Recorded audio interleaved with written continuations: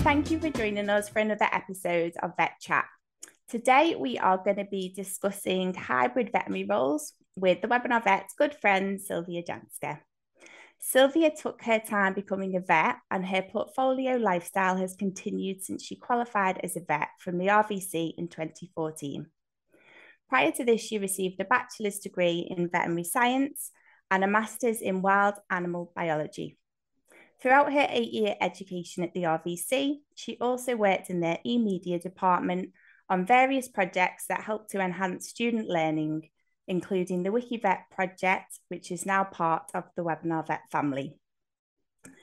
After graduating, Silvia completed an equine internship and obtained a certificate in veterinary business management, and she continues to be extremely passionate about exploring ways in which she can help to improve the veterinary profession. In more recent years, she founded Flexee, a flexible working initiative.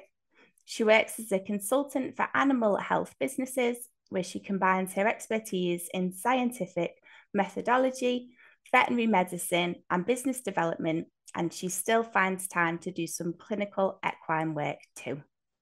Finally, Silvia also volunteers as a board member at Silvias and is a member of the Green Veterinary Practice Working Group for Vet Sustain. So welcome, Silvia. Thanks so much for joining me today.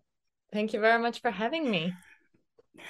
So we've just touched upon in your intro that you've been working in a variety of roles over the last 8 to 10 years since you graduated. So when you graduated, was it always your intent to do that, or did you think that you would remain in practicing medicine?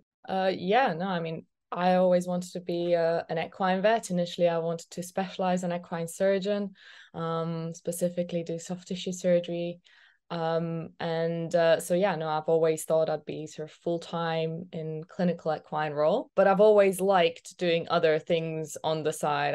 I like to have a variety in my life, and I guess life just turned out this way that I do quite a portfolio of things now rather than 100% clinics. Mm-hmm. Brill. So tell us a little bit about your jobs that you do at the moment. Sure, yeah. So I'm an equine vet and I still do some equine ambulatory work. I love it. What I have done in the past couple of years together with Jessica May, we've set up Flexee, which is looking at improving work-life balance for vets and vet nurses. And we keep hearing that having a bit more flexibility to fit work inside their life is the number one thing that they want. So this is the space that we're exploring and wanting to help and consult in. Mm-hmm. And then I also consult for animal health companies. So I guess just as an example, you've mentioned sort of my trio combination of expertise, sort of the research bit, the fact that I'm clinically qualified and commercially minded, sort of business development side of things. So I try and combine those three things. And so I consult for example, I'm doing animal health market sizing work for one Swiss animal health consultancy as an external consultant. That's just an example. Mm-hmm.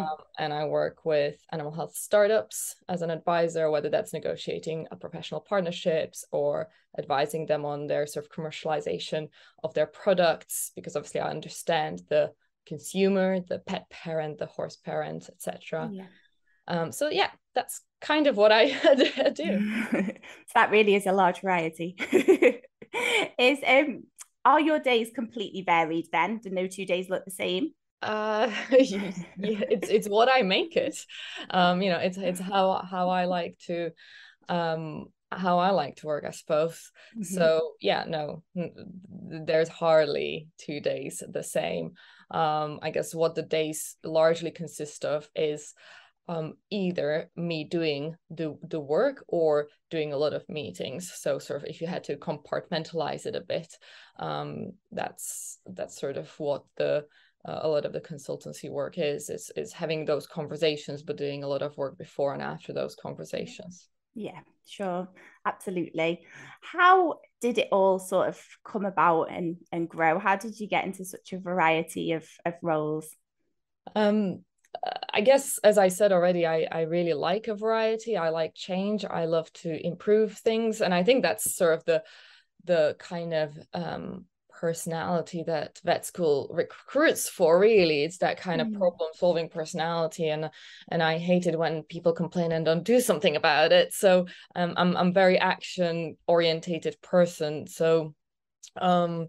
So I've always sort of, when there is something that's not working, I want to try and find a way to make it work, and to help. So I guess that's how it's come about. And as you kind of mentioned in introducing me, I've done that also as a student. You know, when we wanted to have our lectures recorded,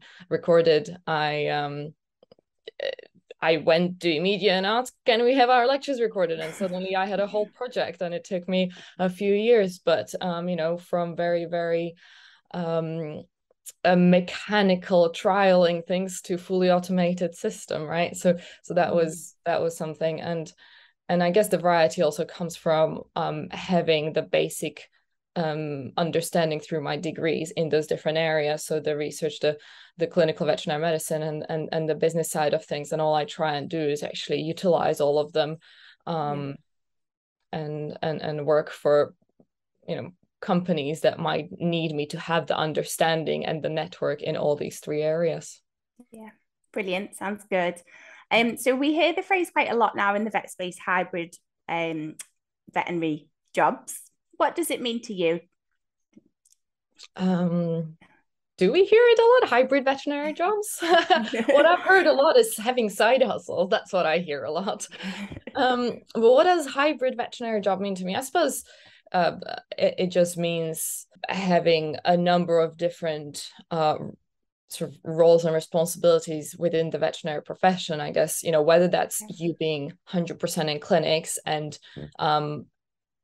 dedicating some of your time, say, you know, 80% to clinical work and 20% to help develop the business, right? So that might be, in a way, a hybrid role because you're doing a few different things, or being a board member on the different organizations that we have and associations.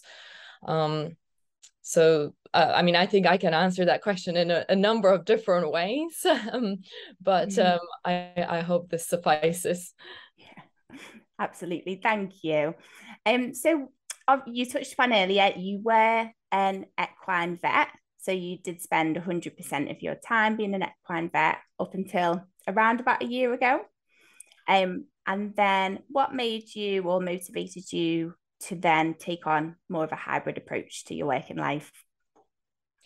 Absolutely. So, as I said, I've always had my fingers in many pies just because I love connecting with people and helping out, and I guess I have a curious mind. I want to know how things work and how can they work better. As I said at the very, very beginning, I never planned not to be 100% in clinical practice. It wasn't, you know, I didn't consciously leave my clinical kind of the role or that type of lifestyle. It was just that, I guess, life happened, and it was around the COVID time. But yeah, I found myself leaving my last clinical role, and I started looking for another one about a year ago. And then I thought, well, it's second lockdown, Christmas is coming. I can sustain myself for, you know, financially without a job for 1 or 2 months. If I do something, if I don't do a clinical role immediately, now is the time. And so I just kind of slowed down for a bit, and that's unusual for me, but that was, I suppose, a conscious decision to, like, okay, let's see what else life has to offer and what's, you know. And then other projects started coming my way, and I managed to sustain myself as I am self-employed for the past year. Brill. Oh, well done you. It's a great achievement. I bet you can't believe how quickly it's gone. Yeah. Yes. So it was very much a combination of timing with the pandemic, etc., but then also so many great opportunities kept coming your way. Absolutely. And I think that's a key word you said, opportunities. And, you know, people say, oh, you have to learn how to say no. And I kind of disagree with that. I don't sort of say no, but it's like, okay, how can I help or redirect and still be either involved or in a smaller capacity help out if that's what is needed? And as long as it's something fun and I'm interested in it and it's aligned with my values, then I want to be involved. So I think, opportunities always present themselves. It's just half the time we don't see them or don't grab them. Absolutely. So how on earth do you manage everything? how do you have time to keep everything sort of coordinated and check you're not dropping any balls and things like that? Yeah, very good question. And I think it's a learning process. And I think we learn as we go through life, whether you're in my kind of position or any position really. But I think you have to know your limits. You have to know what you can manage, and what fulfills you, even though I like what I do and I sort of integrate my work in my life, it's just, how I live. Of course, I do have my boundaries and I need to be able to fully switch off if I, need to. But I think sort of to summarize it though, how I manage it, and you mentioned time there, but I guess three things I'd say is self-discipline. So I was never a big planner, but I now do plan for things and I hold myself accountable. And if I feel I can't, I give that power to something else, i.e. my schedule. So the schedule is holding me accountable. So self-discipline, definitely. Priority management, absolutely. It's for me, it's become much more about priority management rather than time management. Because although I do plan, sometimes things pop up that are a higher priority and I do need to refocus. So just a very good example, yesterday I received an email in sort of the late afternoon. I knew it would take me about an hour to do that task, but it needed to be done by today, ready for a meeting for next Monday. So that could have been delayed. And what I was doing at that time, yes, needed to be done, but I don't mind doing that for an extra hour tomorrow, right? Because I can choose to work Saturday, Sunday, and not on a Friday if I want to, right? So for me, that's the kind of jiggling of priorities that I do. And then thirdly is having focused attention, because with so many things that I am involved in and so many projects, so many people, so many conversations, and I do think very fast and I can sometimes hold a lot in my head. But I've learned to detach myself from that kind of mind and be very focused. And what I mean by that is literally on the day-to-day basis. If today I'm spending working on Flexee, then I will only focus on that for 3-4 hours or for the whole day or whatever that is. So I do need to be really focused. And then once that's completed, you can refocus your attention. But it can be, I think that is a learning, sort of a learned skill, because, it was tougher at the beginning. I was like, oh, but I have this and I shouldn't be spending too much time on this because I have that. So, but you're much more productive if you can just separate yourself from that kind of mind and learn to be more focused. Brilliant. I think those are the three. Self-discipline, priorities, and focused attention, and I guess knowing your limits.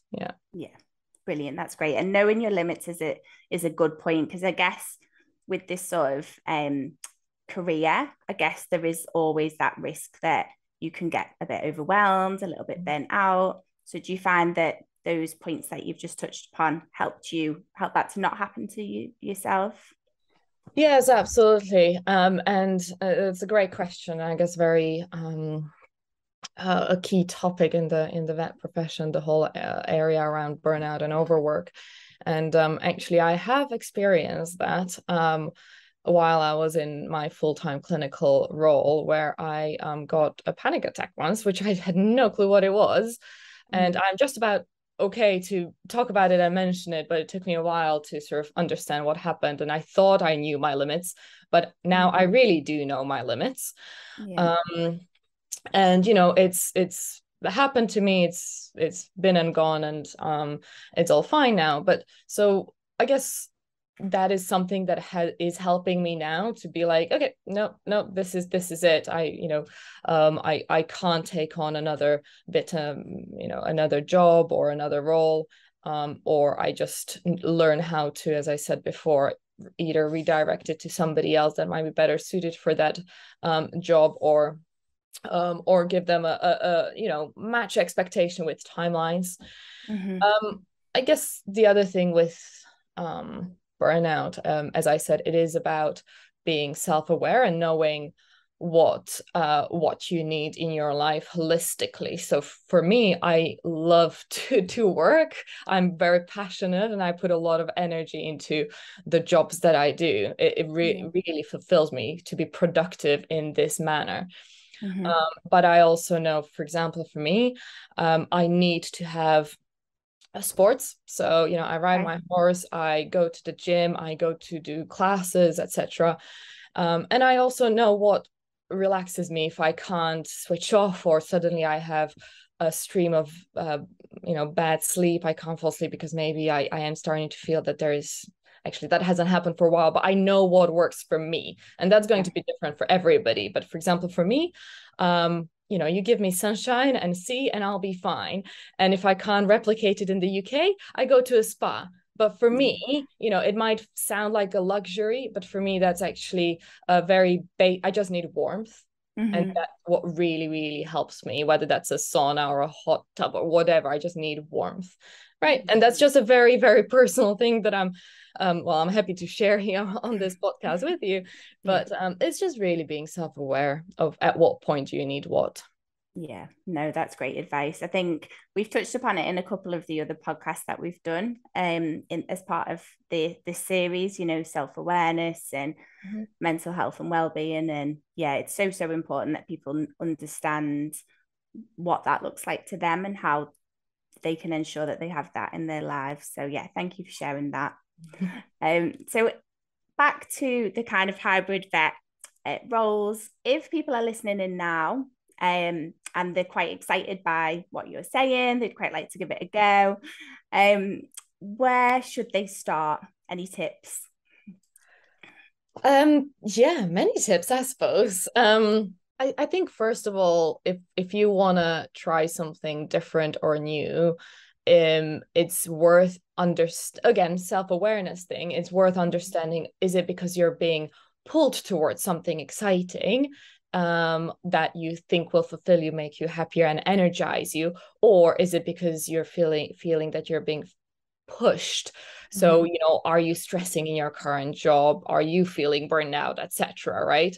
And the grass is not always greener on the other side. So self-awareness about what energizes you and what drains you is really, really useful. And I've actually done a few personality tests that I thought I knew, but it's quite nice to also sort of have it checked by whether it's that, or I've spoken to a couple of coaches just that come my way and I'm like, yeah, okay, sure, I'll do a coaching session, so it's just quite nice to either it by yourself or get help sort of drawing it out from you, and then after that, if you know what it is that you're good at, what you really enjoy, then really just connecting with people and building relationships as my number one thing. And I've done that. I mean, I've done that throughout my life, but when I was consciously looking to go into animal health, business consulting, LinkedIn has become a big playing ground for me. And if I liked somebody's profile, I would literally reach out to them and ask, can I have a 10-minute chat? I really, really like your profile and your career journey. I'd love to hear more. And that was it. I wasn't asking them for anything. I just wanted to know their story. So connecting with people and offering to help is a second one. I've never started a relationship by asking for help because I almost didn't know what help I need. So it was kind of like, is there I'm really interested in what you're doing. Can I help you somehow? So be a giver, and you're getting something out of it anyway, I suppose. But just volunteer. Most of my, maybe not now, but earlier on, a lot of my jobs started just by volunteering and volunteering to help because I was interested in the subject. And the other thing, actually, a year ago that helped me specifically to set up my consultancy, I actually did a course, the Portfolio Collective Catapult course, to be exact.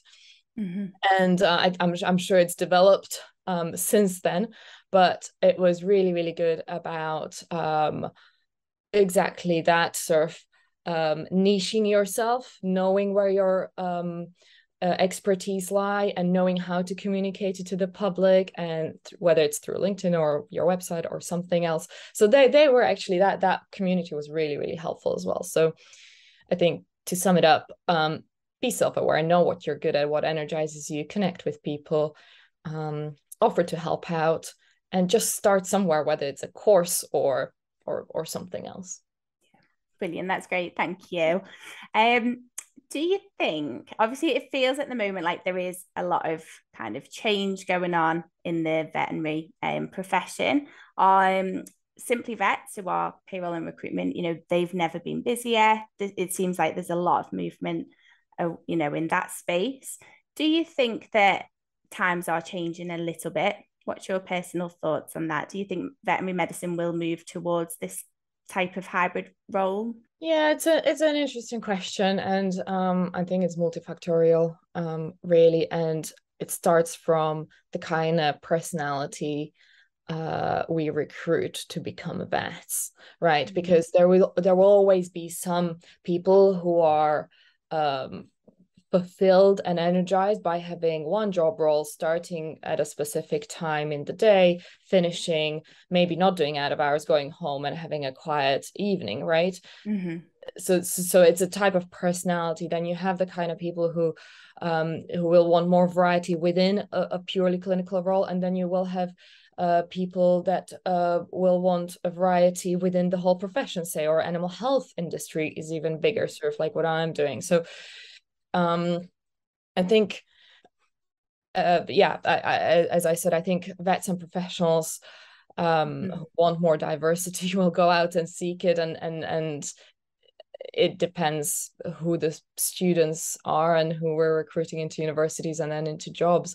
I think we're sort of on a larger scale, not necessarily, our industry, our profession, the vet profession isn't different in this respect from the other professions. We are seeing a lot of people having some sort of, you called it hybrid working, I call it a portfolio career, but some sort of mainstream of income that they can feel secure about, but then they're doing some side hustles, and we've seen a lot of side hustles, or whatever we want to call it, that profession as well. So we're kind of seeing that shift overall, and I think it's coming from people feeling that they have a bit more autonomy and flexibility around their life. So, okay, now I have something concrete that gives me my mainstream income and sustains me, and hopefully it is a job I love, vocational job in our case. But to supplement that core, I will do something else on the side that I have more of a control over. Maybe I can do, I don't have to do, I can charge, I don't have to charge, etc. So yeah, I think I don't know what the future holds, but I think there is a bit of a shift happening, but it's not purely in the vet profession. I think it's a global thing. Yeah, absolutely. And I think all the work that you're doing with Flexee as well is brilliant, and really will support the profession as well as things develop in the coming years. So thank you. I hope so. Oh, well, we're out of time, Silvia. Thank you so much. It's flown by, and as always with our podcasts, when they go live, we'll publish a blog with any points that you've mentioned, and we'll put a link to the Portfolio Collective as well. Fabulous. Oh, that's great. Thanks so much, Silvia. Thank you as well. Take care. Bye. Bye.